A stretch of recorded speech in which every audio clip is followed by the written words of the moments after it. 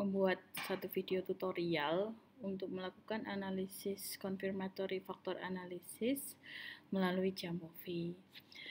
Nah, tentu saja sebelum teman-teman melakukan analisis melalui Jamovi, teman-teman sudah harus memastikan variabel-variabel atau item-item itu diberi nama dengan kode aspek.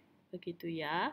Dan untuk nomor, silahkan diberi nomor sesuai blueprint supaya memudahkan teman-teman nanti ketika ingin mengecek modification indicesnya. Nah, selain itu, teman-teman juga sudah harus memastikan bahwa variabel type-nya adalah continuous ya, bukan nominal atau interval. Nah, untuk melakukan analisis CFA, kita bisa melalui menu faktor, confirmatory factor analysis. Nah, di sini ada beberapa kolom yang bisa kita isi ya. Di kolom sebelah kanan ada kolom factors. Kolom factors ini kita isikan dengan nama aspek dan item-item yang masuk ke dalam aspek tersebut. Contohnya di sini saya memiliki beberapa faktor ya. Ada G, H, F, J. Nah, di sini misalnya G itu nama dari kode dari aspek general misalnya ya. Kemudian di sini saya search G.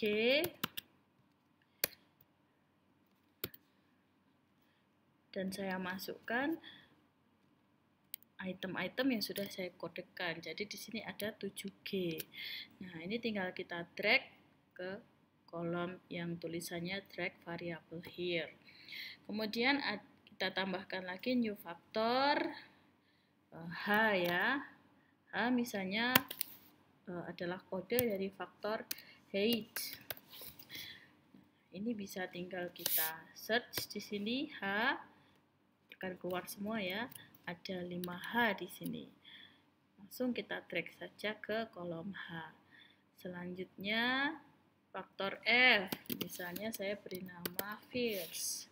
Nah, namanya tentu saja sesuai dengan nama aspek kalian ya. Jika ada teman-teman yang aspeknya namanya panjang, itu silakan disingkat menjadi 1 atau 2 kata yang mewakili begitu. Ini kita search F, ada 9F, lalu kita masukkan. Saya lebih suka masukkan menggunakan anak panah daripada drag gitu ya. In case nanti ada double yang kemasuk atau gimana, jadi hati-hati saja. Terakhir ada faktor J ya. J misalnya justice. Nah, di sini kita cari faktor J. Ada 2J, J1 dan D2 kita masukkan. Nah, untuk menu lainnya ini bisa kita tinggalkan saja karena sudah dengan default dari Jamovi itu sudah cukup bisa menggambarkan hasil konfirmatori faktor analisis. Tinggal kita tambah di additional output. Di sini kita centang modification indices dan path diagram. Nah, di sini mana yang perlu kita lihat terlebih dahulu? Tentu saja kita bisa lihat ke tabel yang paling atas dulu. Tabel faktor loading dan faktor estimates. Nah, di sini nanti cara menjelaskannya ya untuk faktor loading teman-teman bisa sertakan dulu, bisa kopas atau bisa di insert gitu ya tabelnya ke file Word laporan teman-teman. Kemudian di bawahnya baru teman-teman beri penjelasan maksud dari tabel faktor loading ini seperti apa. Nah, kemarin juga sudah paham ya bahwa faktor loading ini menggambarkan apakah satu item itu dia termasuk ke dalam skala yang sedang kalian ukur. Nah, ketika faktor loadingnya itu tidak signifikan, maka kita bisa menghapus item tersebut. Nah, berapakah level signifikansi yang digunakan? Silahkan dibuka lagi ya buku statistikanya atau PPT-nya. Nah, kemudian untuk faktor covariances ini menggambarkan covariance antar faktor ya. Ketika covariance-nya bersifat signifikan semua, berarti di sini bisa kita simpulkan bahwa faktor-faktor ini bersifat unidimensional ya. Jadi mereka berkaitan erat satu sama lain. Begitu. Nah, kemudian setelah itu kita bisa melaporkan model fit ya. Model fit ingat sekali lagi diperoleh bisa digambarkan melalui chi-square, kemudian signifikansi chi-square. Jadi di sini aturannya semakin kecil chi-square, semakin bagus modelnya dan itu juga bisa dilihat dari signifikansi.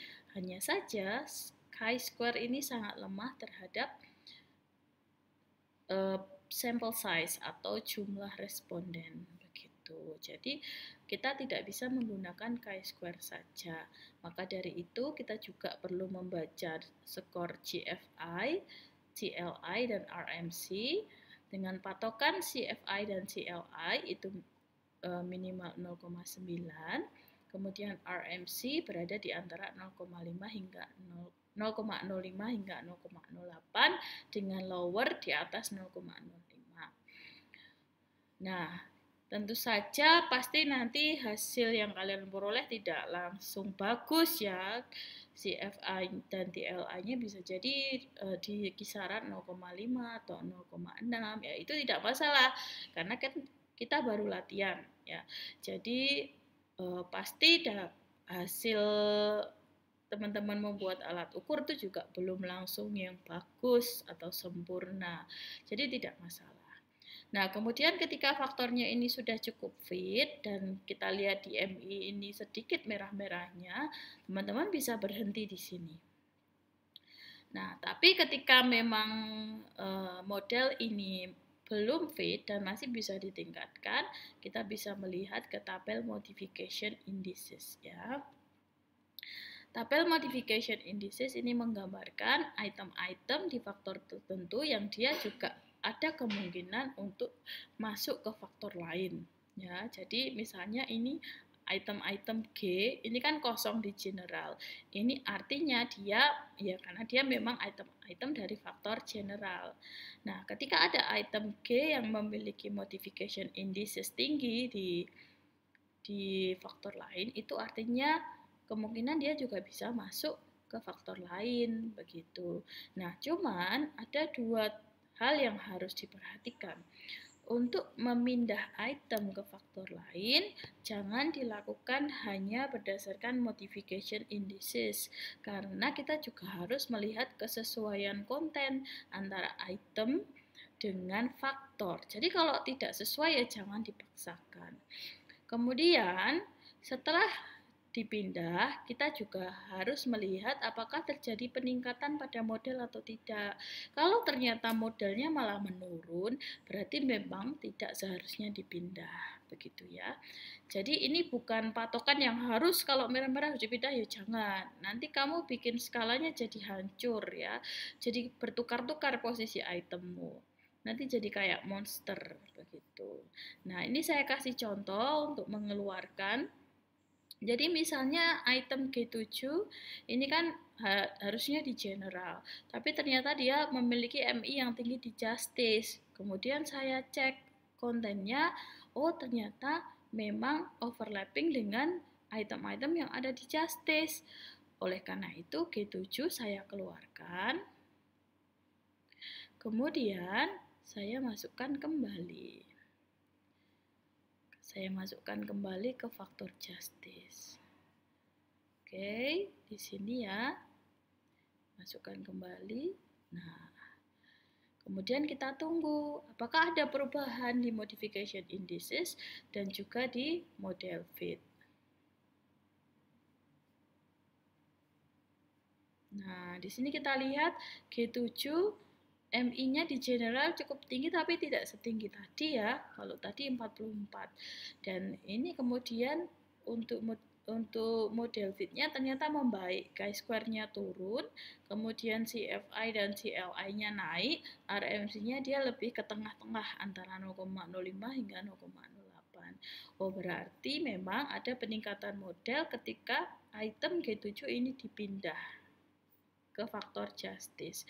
Oleh karena itu, perubahan ini bisa kita tetapkan begitu ya. Jadi tidak kita kembalikan lagi. Nah, itu silakan dilakukan masing-masing individu karena kita sifatnya individual untuk laporan terakhir ini karena sekaligus untuk UAS, sehingga silakan bisa dilakukan menurut pertimbangan kalian sampai ke tahap mana yang menurut kalian itu modelnya terbaik. Jangan lupa nanti ketika melaporkan disebutkan ya nama itemnya ketika ada item yang memang kalian pertimbangkan untuk dipindah. Begitu ya. Sekian dulu dari saya. Terima kasih. Semoga teman-teman paham dengan penjelasan saya.